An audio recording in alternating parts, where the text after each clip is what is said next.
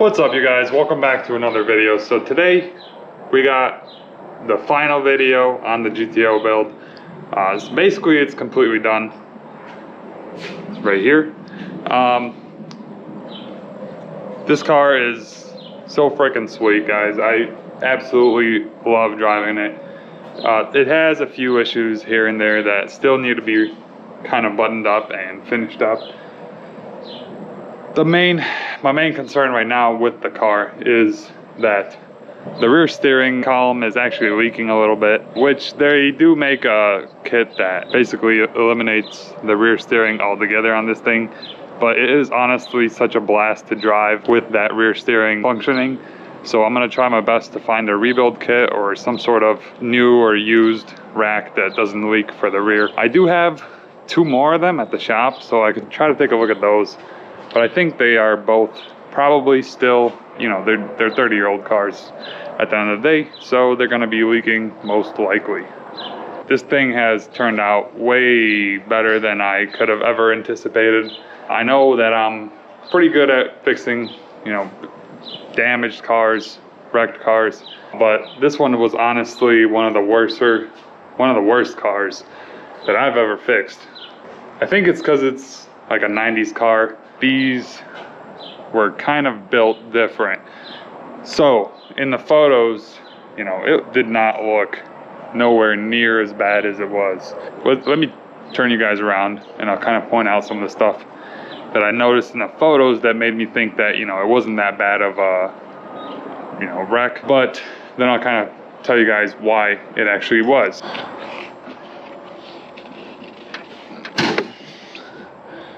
Alrighty. Pop this open.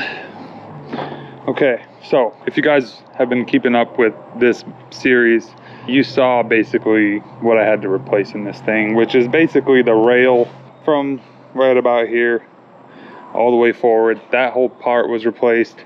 The radiator support was replaced, and the little front chunk of the rail here I also replaced, which this thing did not look bad enough to be needing rails replaced in the photos. The main reason for that is, you see this bumper here?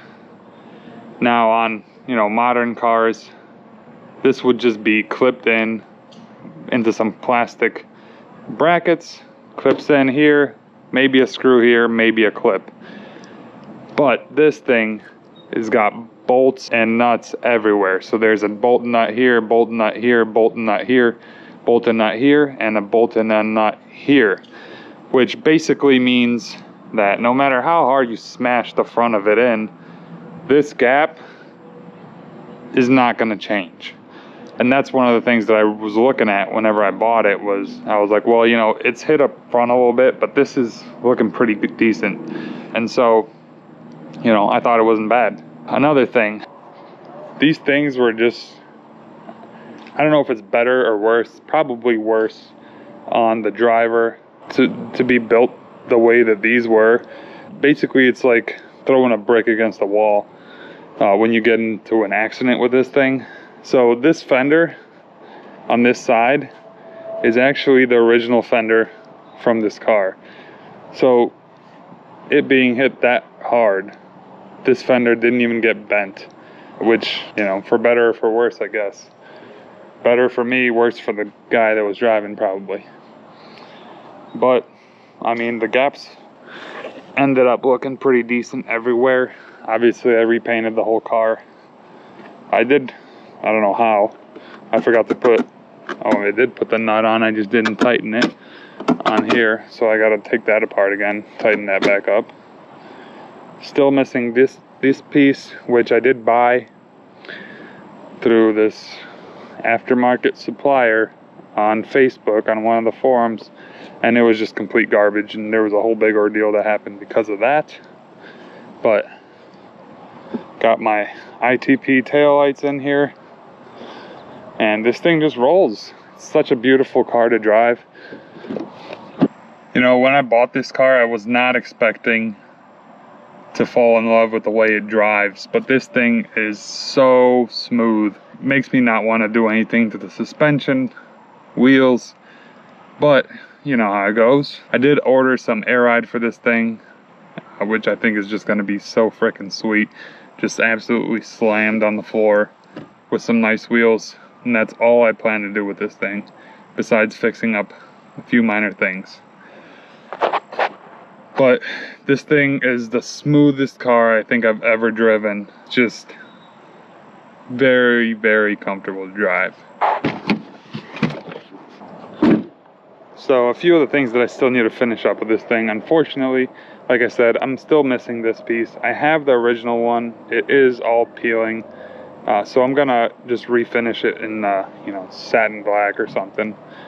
Slap it on there and that'll be all right. This piece, unfortunately guys, I broke it. I was trying to do a retrofit in it and I ended up pulling a little bit too hard on the glass and I cracked it. So I'm in the middle of kind of creating my own complete taillight for this because these are actually pretty hard to find, since this is only like a VR4 option that had this specific taillight in it. The mirror, this sucks. Driving with no mirror sucks, especially on the left side when you're driving a right-hand drive car on the right side of the road.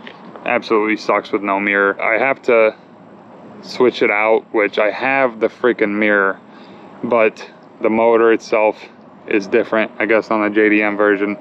So I gotta just take it all apart and swap out the internals, and then it'll be good to go. I still gotta put liners in it. The reason why I haven't is because it's not gonna be factory ride height, and I'm afraid that I'm gonna do all this work and I'm just gonna have to yank all that out anyways. I'm not really driving it through snow or rain or whatever, so it should be all right, I think, with no liners. But other than that, you guys, this thing is just a beautiful machine.